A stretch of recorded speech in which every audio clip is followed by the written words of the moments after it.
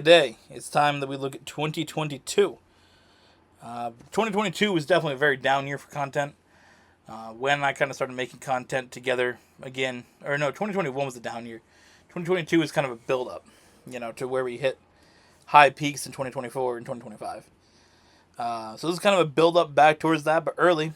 We did a review of the Olympics, Beijing 2022, Winter Olympics thoughts and favorite moments.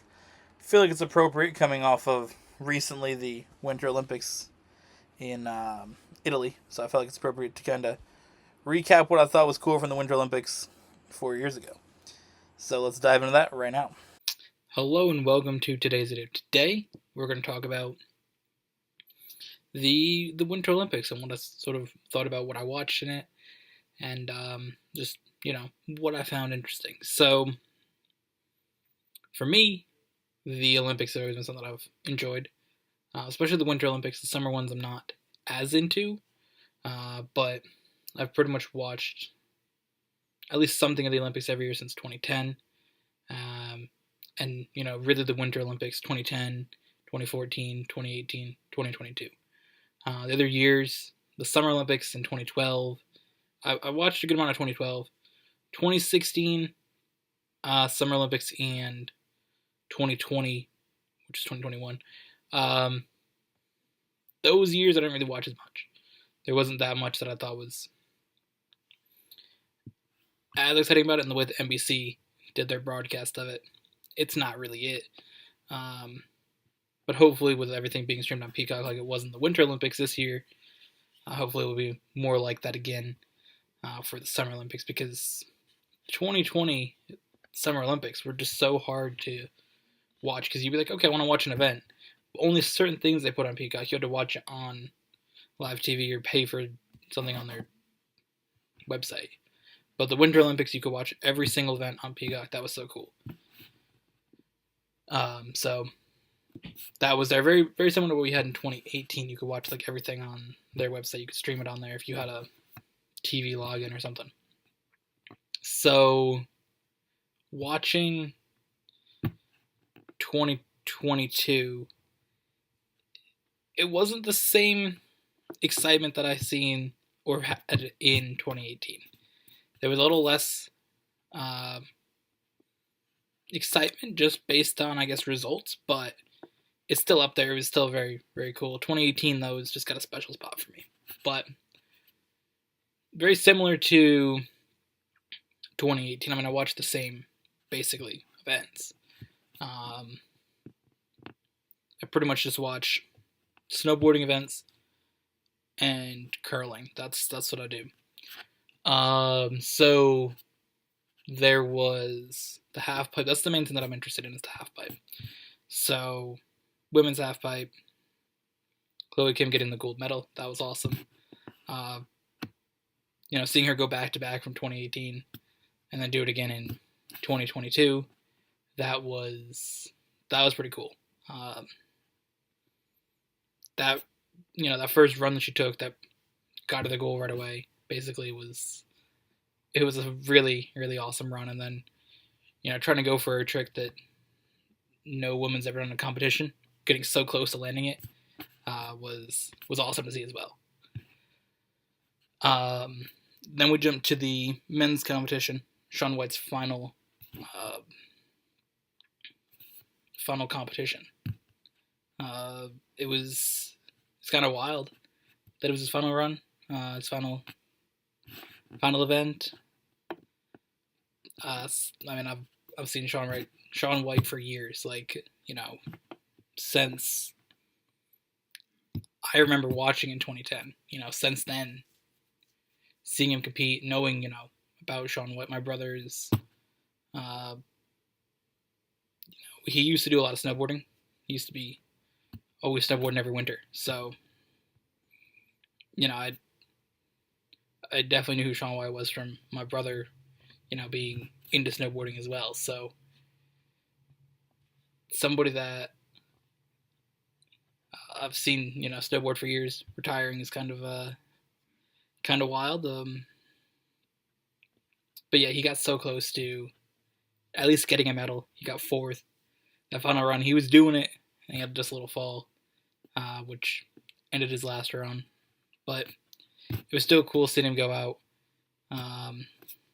get so close to getting a medal, and just seeing the emotion of knowing that was the last run, and seeing when he went down to the bottom, and all the other competitors that went before him just standing there, celebrating him, because he's the main guy that like pushed snowboarding to where it is. So to see them all be down there celebrating him was quite cool.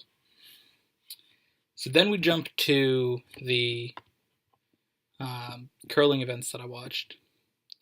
And that was quite fun. I watched the Korean women's team again, like I did in 2018, Team Kim. That was very fun to watch in 2018, seeing them go towards a surprising silver medal at home. But they went through a lot of things between 2018 and 2022. And to come back, compete in Beijing was just amazing in and of itself. And they played, pretty well. I think they finished 4 and 5. I think they were 8th, but they were so close in some of those games that, if one shot goes another way, they could have easily been 7 and 2, 6 and 3. Like, that's how close this tournament was. The women's tournament, there was so many teams that were 4 and 5 or 5 and 4. Like, it was so close in that middle between, being the 3rd team and the 8th team. It was so close. And they had to beat Sweden in the end. They couldn't beat Sweden. It was so close. Had they won, they would have made it to the final, the semifinals. But they got eliminated, unfortunately, and it was a bit disappointing. But they played so well, and it was so fun either way to watch them play. That it doesn't matter. They competed, had fun. Everybody seemed to have fun. It's so weird that when it comes to most sporting events, it's like, you don't win, that's big unfortunate, try better. But when it comes to something like the Olympics, like, just being there, watching competitors compete is so fun. And that's how it was with this tournament. They didn't win.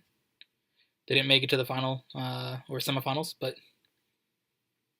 I enjoyed it, and that's the thing that was cool. I would watch the game, because basically the times they were on here would be 8 p.m., 1 a.m., or 7 a.m. So the games that were on at 1 a.m. or 8 p.m., I watched them live. And then the few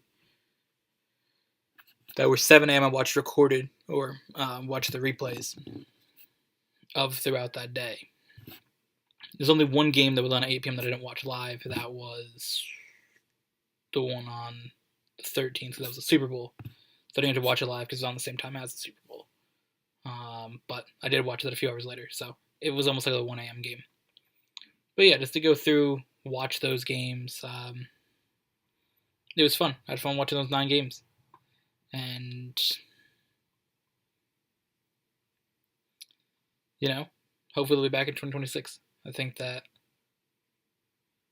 be so cool to watch them compete at least one more time in the Olympics. And yeah, so that's my thought on the Winter Olympics and the events that I watched. Yeah, of course, very similar to what I said in 2018, just 2 less medals, basically. But it's all good. The events that I watched, I had fun. And what else did I watch? Oh, I watched the snowboard racing thing down the hill. That was cool. Don't forget that. Yeah, so that was the Winter Olympics for me this year. Looking forward to 2026. And yeah, thank you for watching. Hope you guys enjoyed. Let me know down below what you watched from the Olympics. And if you watched these events that I talked about, what do you think about them? And we'll see you guys in the next one.